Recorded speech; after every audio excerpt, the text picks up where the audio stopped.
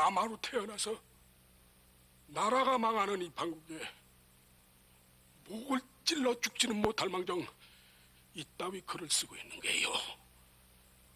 최아무개가 이따위 더러운 글을 쓰려고 글 공부를 게을리하지 않았단 말이오. 어디 망고에 남을 명문장 한번 읽어봅시다.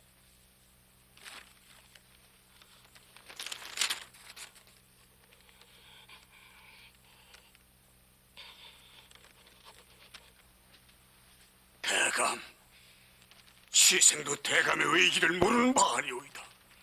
하나, 이 일이 어디 의지와 기백만으로 해결될 일이오이다이까. 이게 대쪽 같은 사대부가 쓴 글이요. 대의 우두머리를 만극하게도 황제라 치가였구나.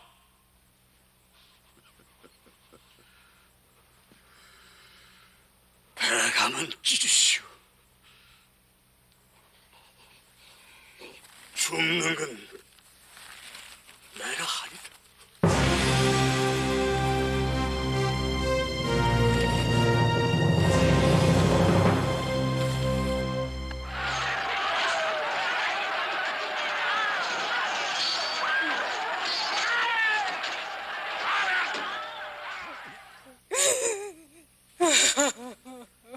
그만 고정하시죠. 아주머니는 누구십니까?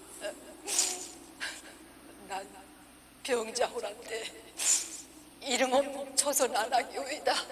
그런데 왜 여기서 울고 있습니까?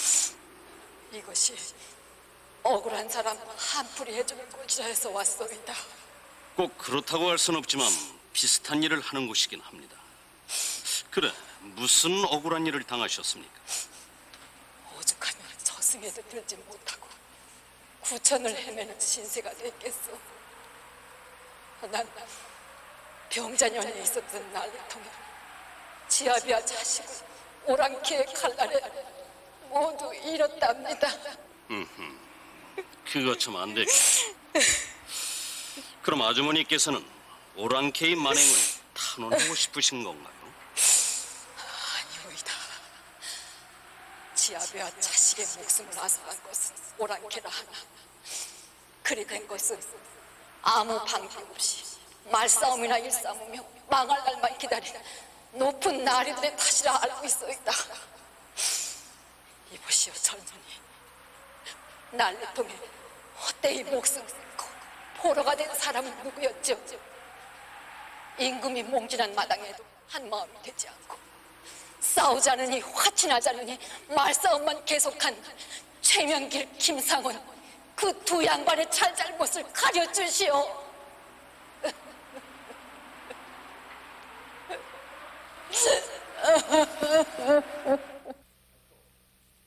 안녕하십니까, 고원정입니다.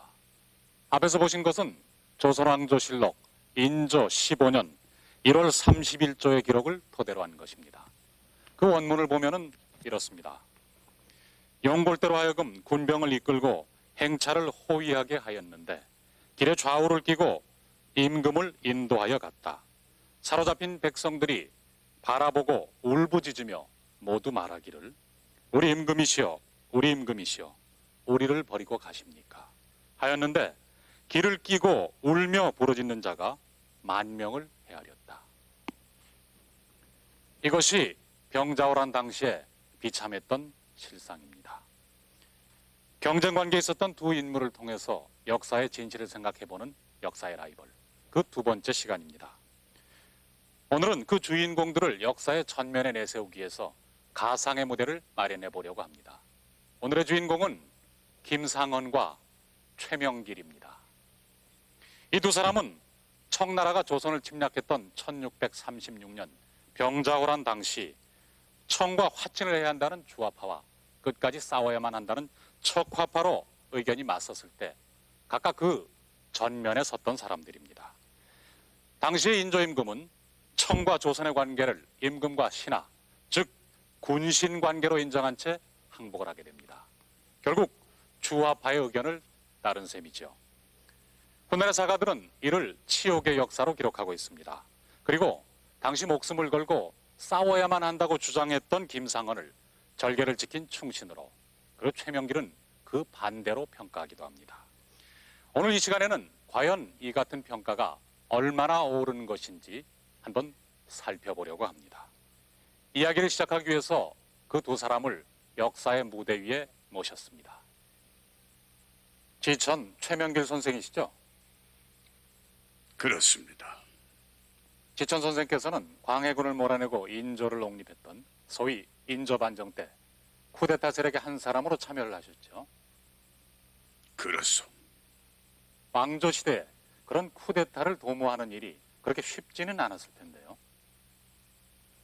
아무리 왕이라고 하지만 어머니 격인 인목 대비를 폐모시키고 형제를 죽게 만든 죄는 어떤 명분으로든 정당화될 수 없다고 생각했기 때문이요. 지금 명분이라는 말씀을 하셨습니다. 그렇지만 선생께서는 정묘, 병조란 당시에는 오히려 명분을 버리고 실리, 즉 강화를 주장하지 않으셨습니까? 한 나라의 정치와 같은 큰 문제를 다룰 때 지나치게 원칙에 얽매이다 보면 이를 그르치는 수가 많다고 봅니다. 당시 조선은 어떤 전장도 수행할 준비가 되어 있지 않았어요. 버티면 버틸수록 피해가 클 수밖에 없었습니다. 청음 김상헌 선생은 인조반정에 직접 참여하지는 않으셨죠? 공신 세력이 아니어서 반정에 참여할 계제는 아니었으나 반정 명분에는 공감하고 있습니다. 폐모나 형제 사례는 물론이고 부모 나라인 명을 제치고 변방 오랑캐 후군과 더 가까이 지내려는 양다리 외교도 의리상이 있을 수가 없습니다. 지금도 그렇겠습니다만 정치와 외교에서 의리라는 것이 과연 그렇게 중요합니까? 시대에 따라서 조금씩 다르겠지만은 명분과 의리는 만사의 기본입니다. 위기가 닥쳤다고 해서 절에를 꺾고 임시 변통으로 살아남는 것은 사대부로서 취할 바 도리가 아니라고 믿었기 때문입니다. 근 400년이 지난 후에도 두 사람의 주장이 이렇게 팽팽합니다. 물론 약간의 나이 차는 있습니다만은 같은 시대를 살았던 그 두 사람이 같은 상황에서 이렇게 판이한 언행을 보였다면은 그 두 사람의 성장 과정이나 파벌 혹은 학문의 경향 등을 살펴보는 것도 두 사람을 비교하는 좋은 방법이 될 수 있을 것입니다.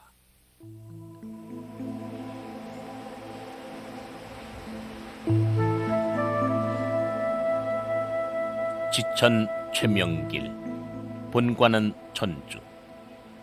그가 살았던 곳은 조선시대 가난한 선비들이 모여 살았던 한양 남촌의 한 동네 회현방이다.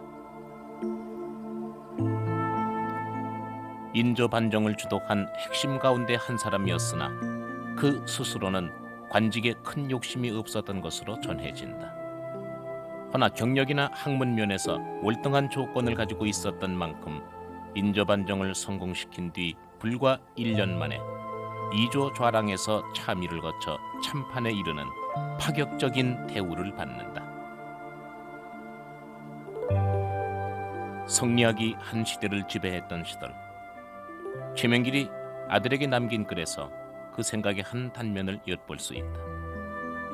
양명의 책에 이르기를 마음은 본래 흐르는 물과 같아서 한 곳에 오래 고이면 병이 날까 염려된다.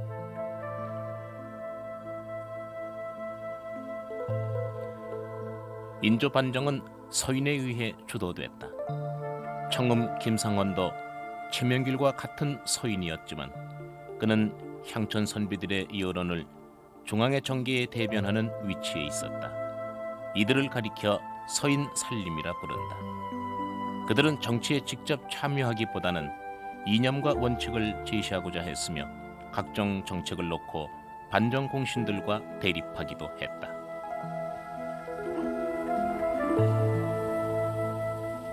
병자호란 당시의 척화론 역시 그런 살림들의 절대적인 지지를 받고 있었다. 한편 학문적으로는 이 성원의 학풍을 물려받아 기호 학파로도 불리며 그 흐름은 뒤에 예와 의리의 학문으로 발전해간다. 김상환의 강직함은 최명길도 인정해 그의 인물됨을 인조 앞에서 이렇게 평하기도 했다. 상께서 병원에 있으실 때 어떻게 집에 들어가 편안히 있을 수 있겠는가 하고 골문 밖에서 유숙하곤 하니 이 또한 사람들이 미치지 못할 점입니다. 안동 김씨 60년 세도의 주역들이 한데 모여 살았던 옛 한성 장동터에는 아직도 그의 이름이 뚜렷하기만 하다. 그러면 여기서 당시에 좀 더 객관적인 상황을 알아보기 위해서 인조 임금을 모시고 얘기를 들어보겠습니다.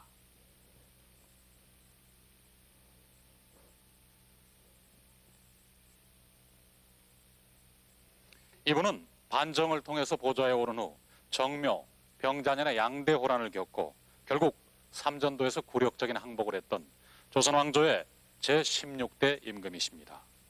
군왕으로서 파란만장한 생애를 보내기도 했지만 후세의 평가에서도 선대 광해군보다 국제정세에 대한 안목이 모자랐다라는 비판을 받고 있습니다. 이런 후세의 평가에 대한 소감이 어떻습니까? 국정의 총책임자로서 책임을 통감합니다. 외교에도 실패했고 국방에 대한 대비도 소홀했다고 봅니다.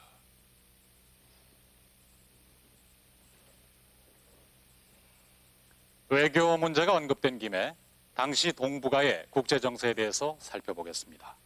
그 당시 대륙에서는 명나라의 국정이 문란해져서 민중봉기가 잇따랐고 재정이 파탄지경에 이르는 등 명나라의 국군은 심각한 위기를 맞고 있었습니다.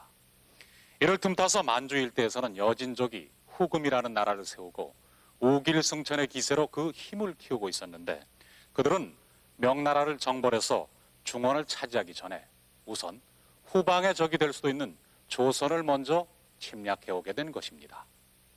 선대인 광해조 때만 해도 소위 등거리 외교라고 해서 명과 후금과의 관계를 잘 조정했습니다만 반정으로 인조가 등극한 후에는 바로 그 반정의 명분 때문에 다시 명에 대한 기존의 사대 정책으로 외교 노선을 바꾸게 됩니다.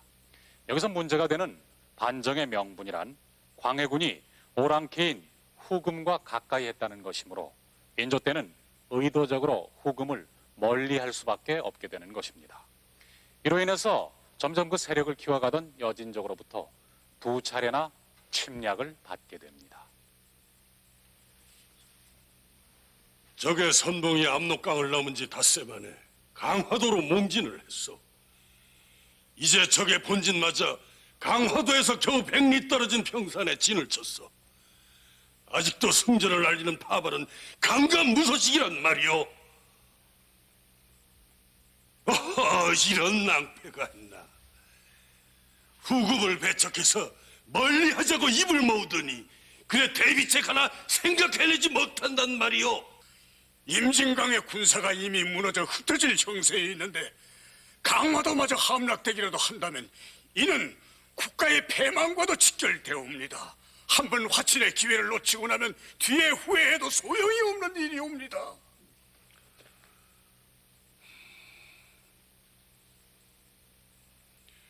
오랑캐와 화친했다 하여 명으로부터 배반했다는 문책은 받지 않겠소. 사세 푸덕하였음을 국소로 알린다면 그런 후환은 없을 줄로 아옵니다. 소신도 일전을 불사하여 명예를 지키는 것이 아름다운 일인 줄은 아오나 하오나 전하께서는 조선 백성 모두를 구휼해야 할 어부이시오니다. 깊이 통촉하시어 결단을 내리시옵소서. 알았소. 방책이 그것뿐이라면 화친하도록 하시오. 전하, 망극하옵니다.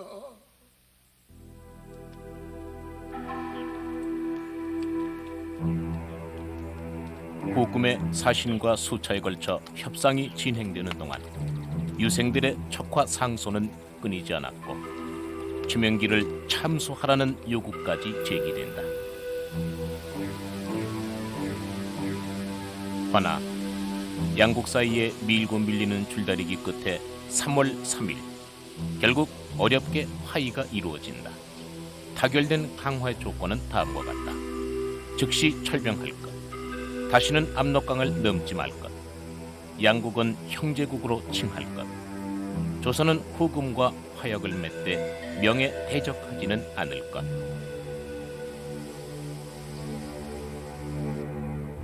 김상원 선생께서는 정묘호란 당시에는 별다른 활약이 없었는데 어디서 무엇을 하고 있었습니까? 나는 그때 정기사신의 임무를 띠고 명나라에 있었습니다. 거기서 오랑캐가 침입했다는 소식을 듣고 부모 나라인 명에 원군을 정하기도 했었죠. 내가 그때 강화도에 있었더라면 변방 오랑캐와 화친을 맺는 일 따위는 목숨을 걸고라도 막았겠죠. 최명길 선생께서도 같은 생각이십니까? 그 일은 어느 한 사람이 그 자리에 있고 없고에 따라 좌지우지 될 문제가 아니었지요. 누가 있었다고 해도 대세의 흐름은 어쩔 수 없었다고 봅니다. 역부족인 줄 알면서도 의리와 명분을 위해 바위를 향해 몸을 던지는 게 사대부의 길이요. 난 그렇게 믿고 있소이다. 두 분의 주장이 여전히 팽팽합니다. 아무튼 정묘호란 때는 후금과 소위 사별동맹으로 형제의 의를 맺게 됩니다. 여기서 사별이란 것은 서로 맹세를 할 때 짐승의 피를 마시고 또 입가에 바르는 것으로 유목민족인 후금의 요구대로 백마의 피를 사용했다고 합니다. 조선을 굴복시켜서 형제의 의를 맺고 돌아간 후금은 그 후 훨씬 무리한 요구를 계속해옵니다. 배를 빌려달라, 그들에게 보내는 공물을 늘려라 하는 식의 요구들입니다. 뿐만 아니라 국호를 청으로 바꾼 뒤에는 그들의 왕을 황제로 칭하고 조선에서도 마찬가지로 황제로 불러주도록 강요합니다. 이는 청과 조선과의 관계를 지금까지의 대등한 관계에서 임금과 신하, 즉 군신의 관계로 바꾸도록 강요하는 것이었습니다. 형제의 나라라는 관계까지는 그런대로 감수하던 척화파들의 목소리는 이를 계기로 다시 높아지게 됩니다.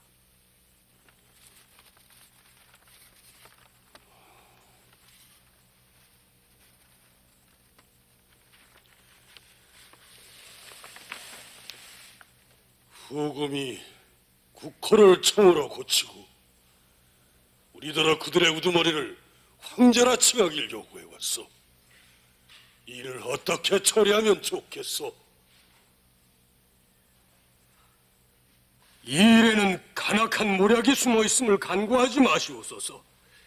오랑캐가 칭제할 경우 이는 오랑캐 스스로가 칭제하는 것이 아니오라.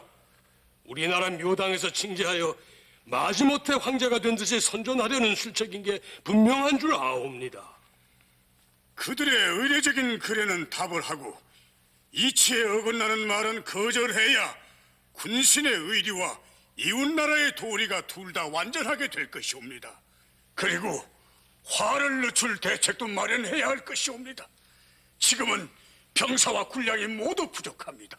맞서 싸운다 해도 비웃음과 모욕만 당하는 꼴이 되고 말 것이옵니다. 전쟁이 일어난 지 10년이 됐으나 저들과 교전이 없었으니 아직 그 강약이 판명되지 않았사옵니다. 하운데 먼저 겁을 먹고 차마 말하지 못할 것을 미리 강구하오니 신은 실로 마음이 아프오. 중국의 범녀와 대부족이 그 임금을 위하여 원수인 적에게 화친하기를 빈 것처럼 국가가 보존된 뒤에야 와신상동도 할 수 있는 것이오. 적의 허세를 환하게 알지도 못하면서 스스로 대부종과 범녀에게 비교한단 말이오. 전하의 총명은 하늘에서 타고나셨으나 간혹 조그마한 일을 너무 자세히 살피시는 병이 있으시옵니다. 정신을 너무 지나치게 쓰시면 어찌 성체에 손상이 없으시겠사옵니까? 화이가 나라를 망친 것은 어제 오늘의 일이 아니라 옛날부터 그러하였사오나 오늘처럼 심한 적은 없었사옵니다. 하오니 오만 방장 대사씨는 어미 나물에 돌려보내 이 나라 조선의 위엄이 살아있음을 그들에게 과시하소서.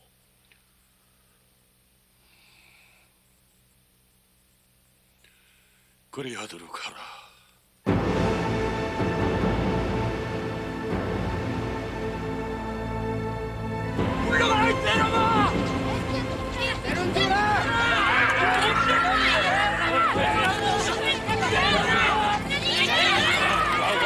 인조실록은 다음과 같이 기록하고 있다. 용골대등이 그들을 받아들이지 않은 데 대해 성이 나서 문을 닥쳤고 나갔다.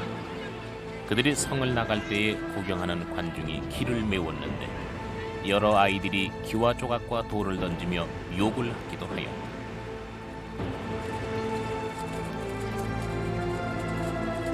임금이 교소에 이르기를 내가 강약을 따지지 않고 의리에 의거 배척해 끊었는 바 전쟁의 화가 조섭간에 닥칠 것이다.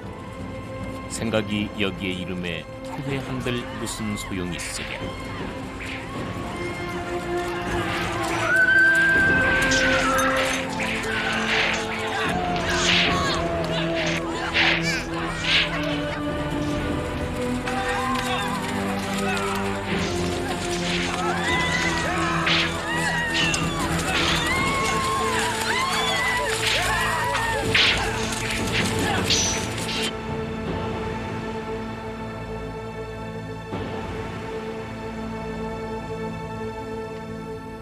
의주를 침입한 지 5일 만에 청군이 한양 부근에 이르자 임금은 피난길에 나선다. 한편 인조가 몽진길에 오른 같은 날 후에 사막서로 불려졌던 장령 홍익하는 청과의 화친을 극력 반대해서 청의 침략을 받게 했다는 책임을 물어 평양 서윤으로 좌천된다.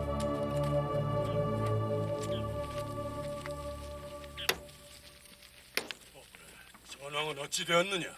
마부대가 이끄는 적의 선봉이 닷새 만에 한성지척에 이르렀습니다. 또한 적의 일거에 양화진 방어선이 무너지고 가호도로 가는 길마저 수백 개의 별기군들이 김포 양천강 앞에 진을 쳐서 가로막힌 줄로 아옵니다. 전황이 이리 되도록 어찌 그동안 한 번도 보고가 없었다 하더냐? 적의 공세가 하도 파죽지세라 달아나게 급급해서 보고가 없었던 줄로 알아요. 하면 김자점은 무엇을 했길래 양화진마저 그리 쉽게 무너졌단 말이냐? 아렵게 송구하오나 패배의 책임을 두려워하는 부장들이 싸우기도 전에 길을 터주고 몸을 피한 줄로 알아요. 이런 고의연. 하면 종묘의 신주를 모시고 떠난 원성과 비빈 종실들은 어찌 되었느냐?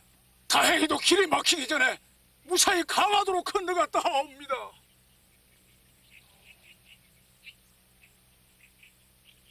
전하, 예서 지체하실 일이 아닌 줄로 아옵니다.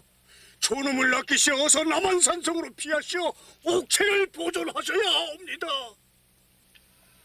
전황이 이 지경이 되었다면 남한산성으로 가는 길인들 무사하겠소. 전하, 신이 적장과談판을 하여 시간을 벌어보겠사오니 어서 길을 재촉하옵소서. 고맙구려. 내 경을 믿고 산성으로 떠나리다. 여봐라, 말머리를 돌려서 길을 잡으렸다.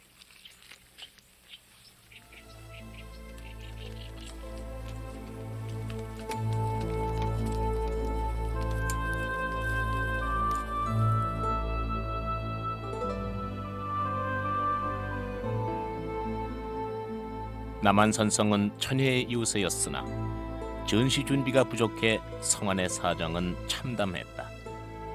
미처 옮기지 않은 채 강변에 쌓아두었던 군량은 그대로 청군의 차지가 되고 말았다.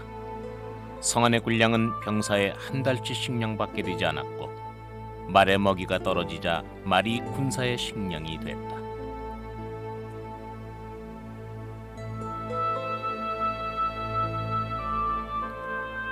주요 요충지의 산성 중심 방어 전략도 산성을 피해 바로 진격해오는 청군의 전략 앞에 아무런 쓸모가 없었다. 산성 지원을 위해 나섰던 각도의 군사들도 차례로 패했다. 한겨울 임금마저 동상에 걸리는가 하면 성 안에는 새벽닭 우는 소리마저 끊겨버렸다.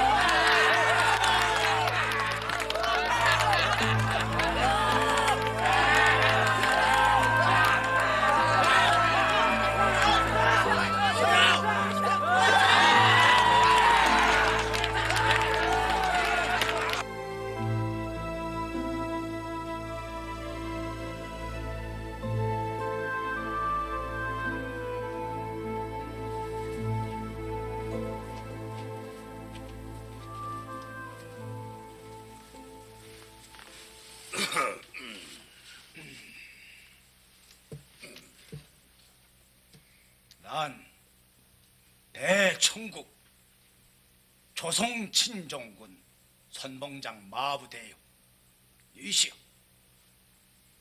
나는 조선국 2조 판서 최명길이. 날 찾은 용거리 뭐요? 지난 정묘 이래로 형제의 지국으로 지내오던 처지에 이렇듯 군사를 일으켜 침범해온 연유가 무엇이오? 지난 얘기는 할 건 없어. 척화한 것은 조선이 먼저였으니. 게다가 우리나라가 청으로 국호를 고치고 칸께서 황제의 자리에 오르신 후 사실을 보내는데도 조선은 그를 박대해 내쫓지를 않았어. 이러고도 형제국이라 생색을 낼 수 있겠어? 나는 우리 황제를 대신해 이렇듯 형제의 의를 저버린 이유를 묻고자 하오. 오해시오. 우리는 결코 의를 저버린 적이 없소이다.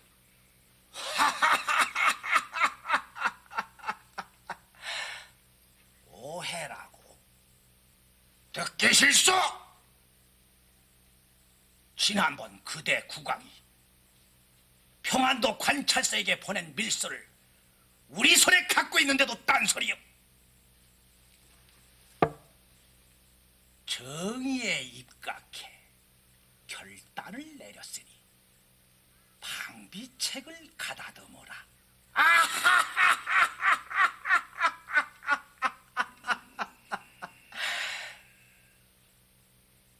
화치를 계속하고 싶거든.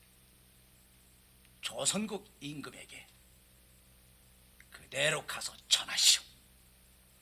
왕자와 대신을 볼모로 보내고 척화를 주장한 신하를 2-3명 묶어보내라. 그렇지 않고서는 우리 황제 폐하의 노여움을 풀기 어려우리라.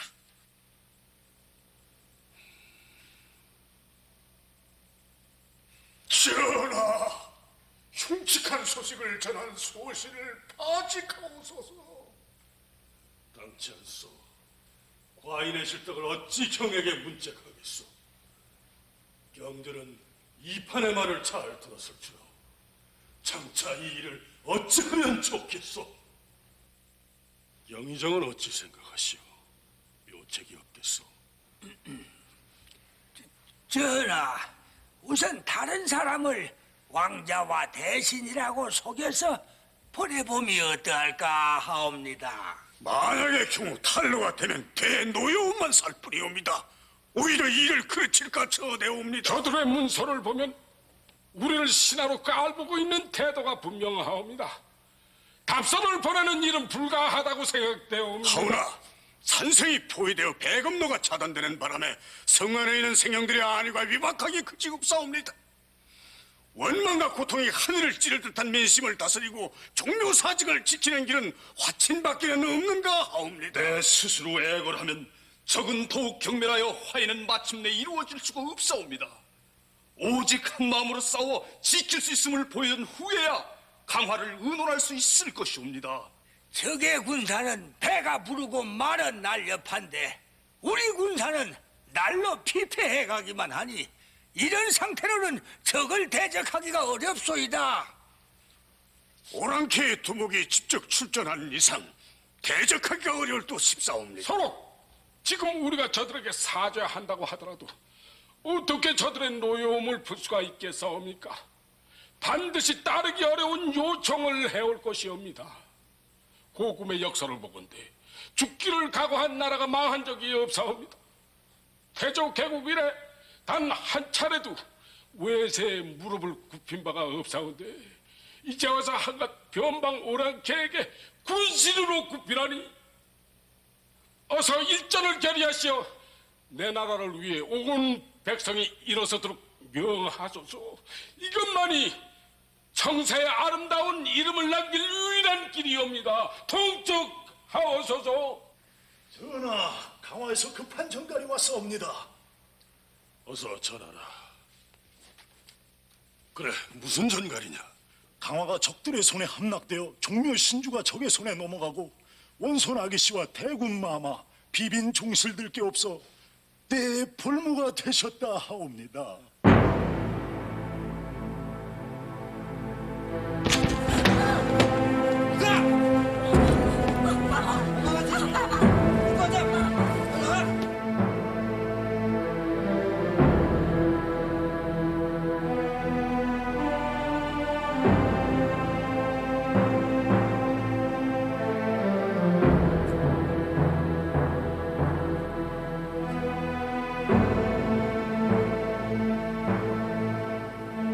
전하, 어서 결정을 하옵소서. 시각이 급하옵니다. 그리고 나서 신의 목을 치옵소서. 전하, 아니되옵니다.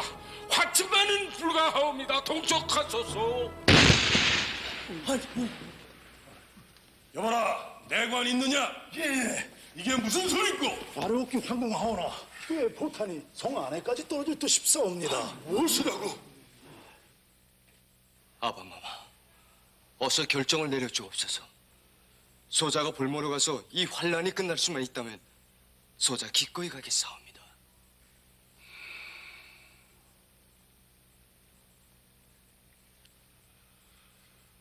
이 반은 적에게 보낼 국서를 전하시오. 분부 받자와 매시겠사옵니다. 전하, 화친이라니 가락지도 않사옵니다. 부디 분부를 거두어 주어소서.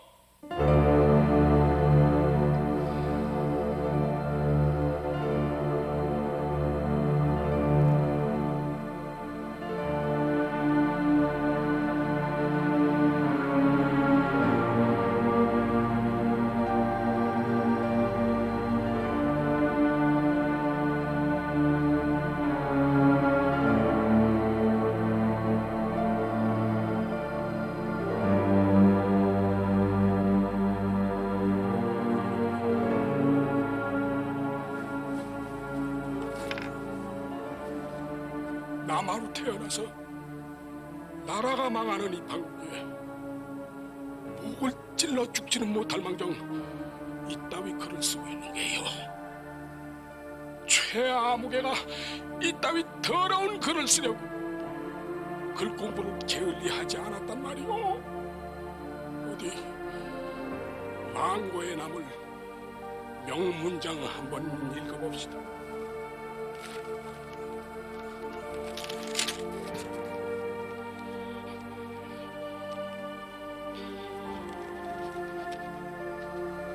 대감, 시생도 대감의 의기를 모르는 바 아니오이다.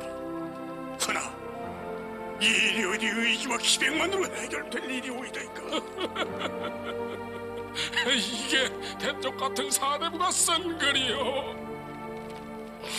돼의 우두머리를 만극하게도 황제라 치가였구나.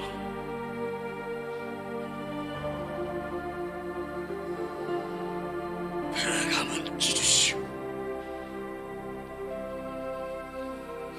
죽는 건 내가 하리라.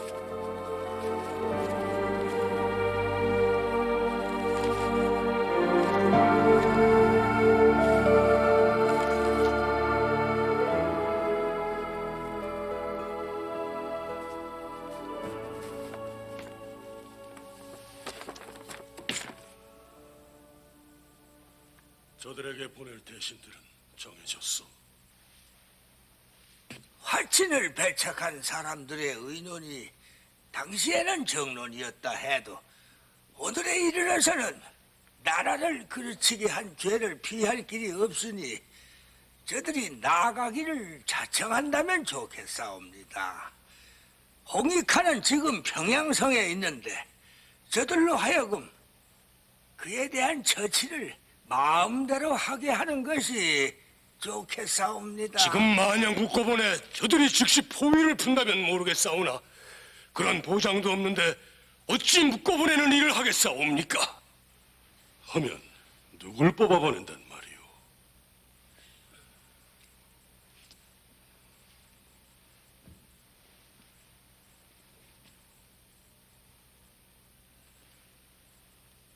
전 교리 윤집 삼가 아래오. 전 수찬 오달제와 함께 소신이 가장 척과에 앞장섰으므로 같이 묶여가기로 했사옵니다. 윤호하여 주소서. 아니야. 아직 어린 너희들이 척합하의 우두머리라 하면 어물성설이니라. 어찌 내 너희들을 보내겠느냐.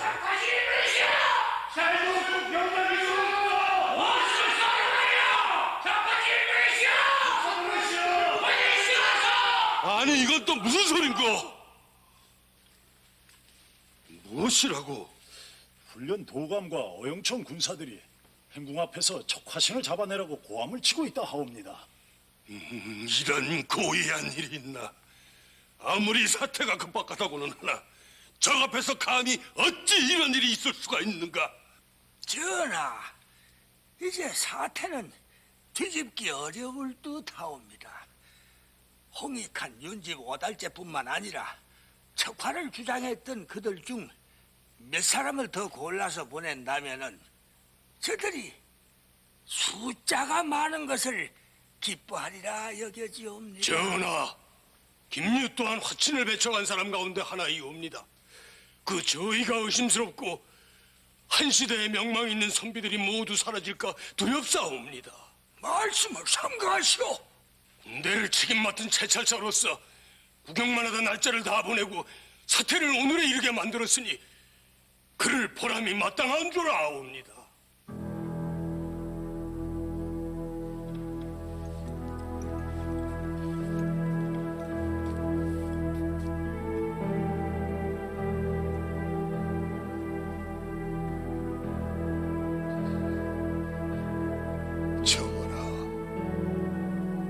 전하께 아직 인사드리고자 이렇듯 전하가 나리신 아름다운 조국을 입고 왔사옵니다. 전하, 만수무강하옵소서. 내 못나고 용렬하여 어린 너희들을 사지로 보내는구나. 이 한 목숨으로 나라의 이로움이 있다면 무엇이 아깝겠사옵니까? 나를 임금으로 여겨 이 외로운 성에 따라 들어왔다가 이지게 됐구나. 신은 자결하지 못한 것이 한스러웠으니 이제 죽을 곳을 얻었으니 무슨 유감이 있겠습니까? 만일 내가 변을 당하지 않는다면 너희들의 늙은 어머니와 처자는 내가 보살피 이 가까이 오너라. 내 친히 너희에게 술을 하사하리라.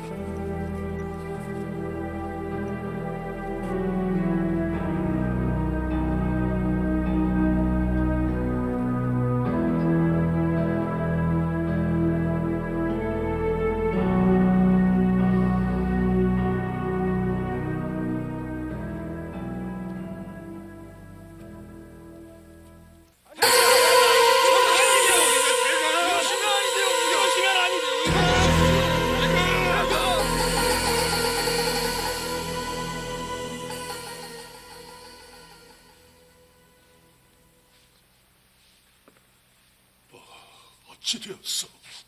전하, 신을 참하여 주옵소서. 이반 국서와 척화신을 내주었는데도 아직 그러하옵니다. 전하께서 직접 항세를 들고 출성하라는 요구이 옵니다.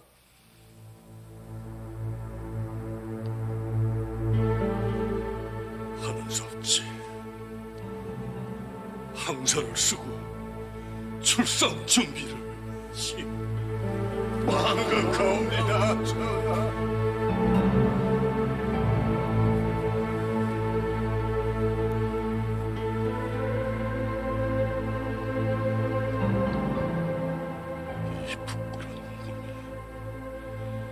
장차 어찌 감히 열성자를 대하고.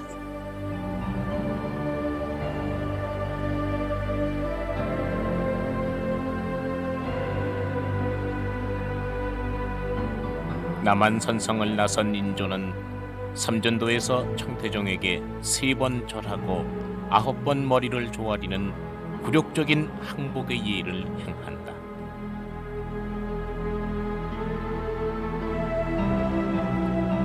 청의 요구에 의해 삼전도에 세워졌던 대청 황제 공덕비 역시 훗날 땅에 묻히고 혹은 이리저리 옮겨다니면서 그 치욕의 역사를 오늘에 전한다.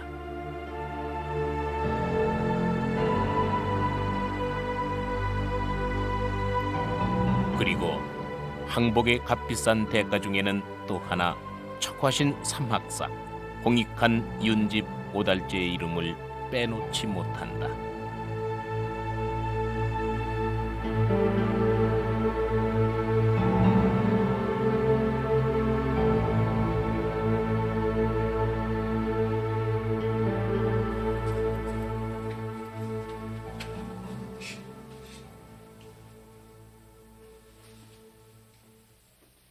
너는 어찌 무릎을 꿇지 않고 거만하기 이를 데 없는가? 내 나라 상감에 꿇던 이 무릎을 내 어찌 너에게 굽히겠느냐?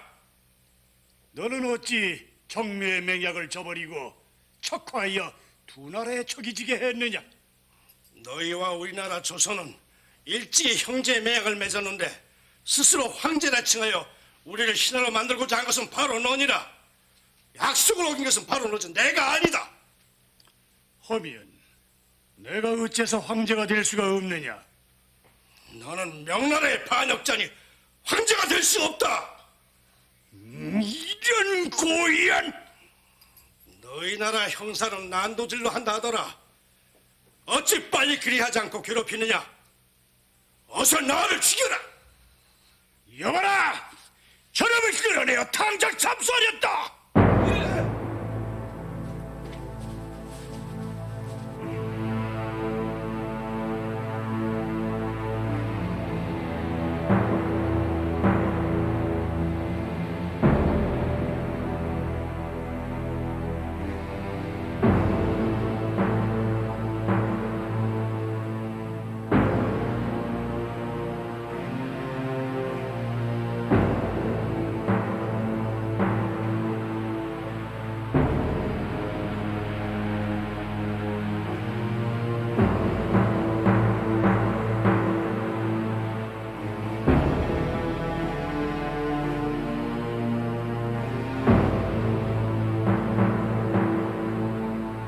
너희들이 비록 척화를 하였다 하나 우두머리는 아닌 듯하니 꼭 죽이고자 하는 것은 아니니라. 너희들 처자를 데려다 줄 터이니 우리 황제께 충성을 다하고 예서 살라. 그건 절대 불가한 일이다. 이제 와서 생활하여 임금과 노모를 본다면 죽는 것만 못하리라. 모름지기 빨리 죽여다오. 너는 어찌하겠느냐? 굴욕이 죽음보다도 더하다는 것을 너희들이 알 리가 있겠느냐? 이런 벽창호 같은 위인들이 있나? 여봐라! 이놈들을 소문 밖으로 끌고 와 당장 참수하렸다!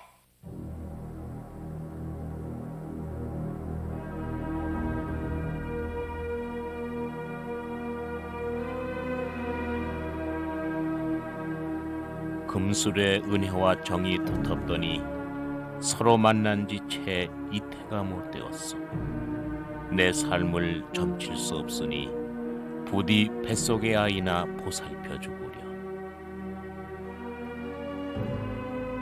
심양에서 죽음을 앞두고 아내에게 보낸 시를 뒤쫓아 5달째는 간신히 옷가지로 남아 그 부인 곁에 묻히게 된다. 그리고 훗날 사람들은 홍익한 윤집 5달째 3인의 의기를 기려 그들을 사막사라 불렀다. 전쟁의 와중에 촉화와 주화, 명분과 실리 사이를 오간 수많은 군상들 중에 사막사의 자리는 과연 어디쯤인지, 부박하여 이름나기 좋아하는 사람들이라는 그들에 대한 당대의 덧없는 평가만이 속절없이 그들의 집터 주변을 맴돌 뿐이다.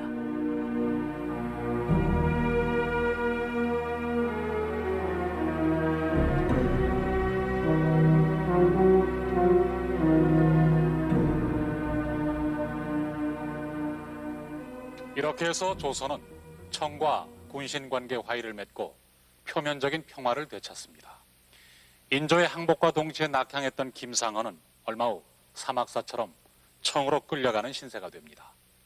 반면에 최명길은 한양에 남아서 병난 후에 뒤처리를 담당함으로써 두 사람의 인연은 일단 이것으로 끝난 것처럼 보입니다. 그러나 최명길도 뒤에 독보라는 승려를 밀사로 명에 보내는가 하면은 청에게 쫓겨온 명나라 군대를 도와준 게 탈로가 나서 역시 청으로 끌려갑니다. 그래서 두 사람은 청의 심양에 있는 감옥에서 벽 하나를 사이에 두고 다시 만나는 참으로 기구한 인연을 맺게 됩니다.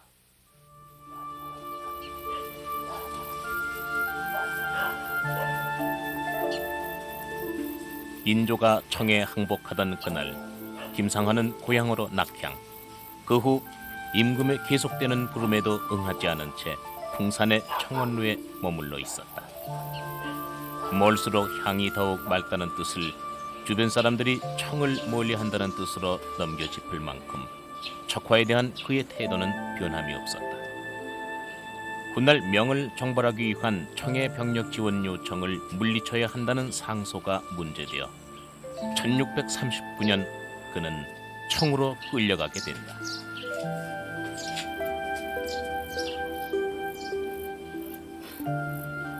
당시 나이 70세, 김상헌은 백발의 노구를 이끌고 시조 한 수를 남긴 채 고국을 떠났다. 가노라 삼각사나 다시 보자 한강수야. 고향 산천을 떠나고자 하려마는 시절이 하수상하니 올똥말똥하여라. 반면 최명길은 병자호란 후 영의정에 올라 국정을 주도했다. 그는 똑같은 청의 병력 지원 요청이 있을 때마다 직접 심양으로 달려가 협상을 통해 청의 요구를 철회시키는 외교적 수완을 발휘해 여전히 김상헌과 대립되는 그의 면모를 일관되게 보여준다. 나아가 명과의 관계 회복을 위해 명나라에 독보라는 승려를 보내는 등 반청 활동을 한 것이 청에 알려지자 마침내 최명길도 심양으로 끌려가게 된다.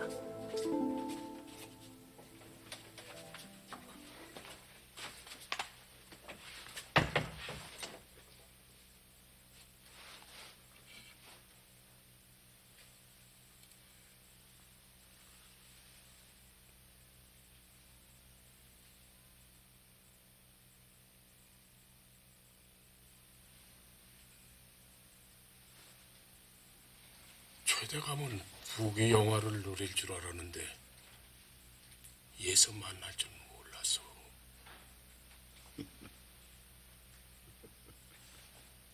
그래. 어떻게 얘까지 붙잡혀 왔어? 그 사이 개가 천선해서 오랑캐에게 반기를 들었을 리는 없을 테고. 실은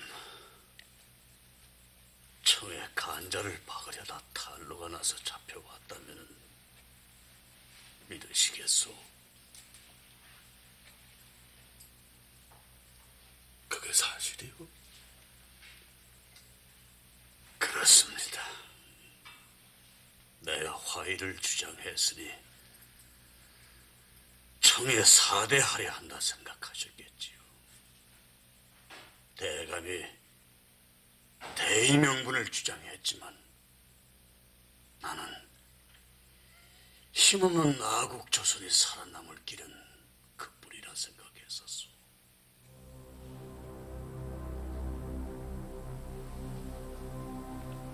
끓는 열탕이든 찬 얼음이든 모두 무리로다. 가죽 옷이든 삼백 옷이든 모두 같은 옷이로다.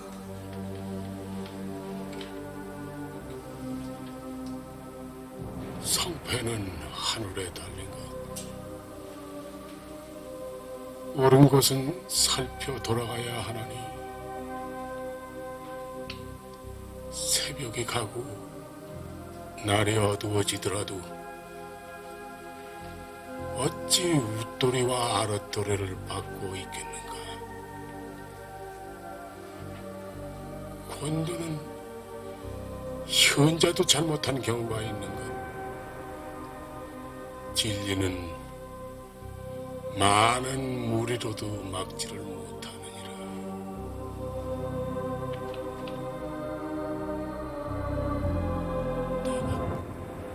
내가 그동안 오해를 했던 것 같소.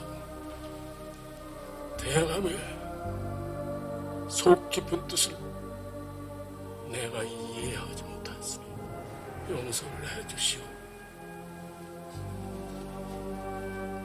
아니오이다. 예나 지금이나 대감의 의의를 나는 물어보고 있습니다.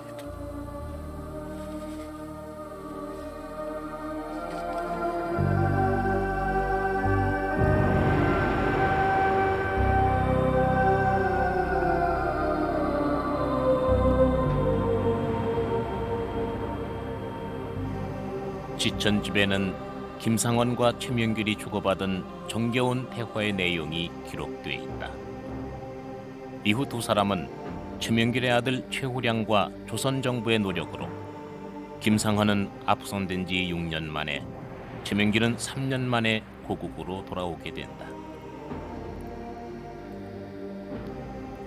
문명국임을 자부하던 조선이 오랑캐라 멸시하던 여진국의 무력에 굴복하여 신화의 나라로 전락했다는 사실은 조선의 사대부들에게 극심한 좌절감을 남겨놓았다.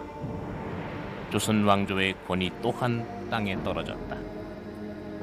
이러한 극도의 좌절감과 상실감 속에 조선의 사대부들이 자규회복의 방법으로 들고 나온 것이 북벌론과 대명의리론이었으며, 이는 김상원과 최명길에 대한 역사적인 평가가 상반되는 계기가 된다. 이후 의인과 열사에 대한 추모 사업이 2세기에 걸쳐 지속됨으로써 최명길에 대한 평가가 역사의 그늘에 묻혀버리는 결과를 가져오게 된다.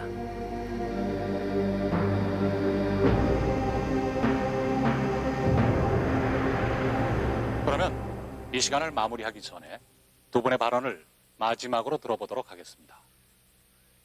물론 천하에 큰 일이 없을 때는 일상의 일을 성실히 수행하면 그것으로 족합니다. 하나, 역경에 처했을 때는 목적을 위해서 편의상의 수단을 융통성 있게 사용해도 된다고 봅니다. 김상원 선생은 국방에 대한 적절한 대비책이 없이 명분만을 강조하는 것이 과연 타당하다고 생각하십니까? 적절한 대비책을 마련하지 못해 국가적인 수모를 겪게 한 점, 위정자의 한 사람으로서 그 책임을 통감합니다. 허나 어떠한 경우에도 최후까지 굽힐 수 없는 원칙이 있다면 그건 명분과 의리라고 봅니다.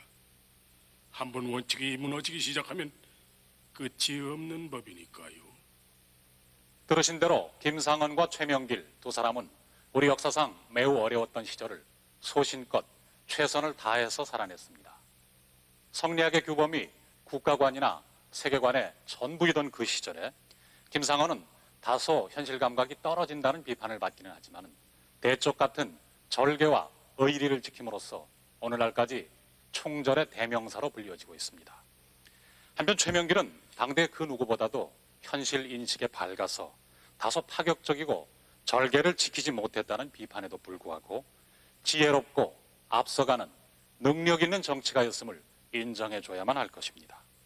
명분과 실리, 이것은 근 400년 전에 김상헌과 최명길을 대립하게 했던 명제이지만 오늘날 현대를 살아가는 우리에게도 여전히 같은 질문이 던져지고 있습니다.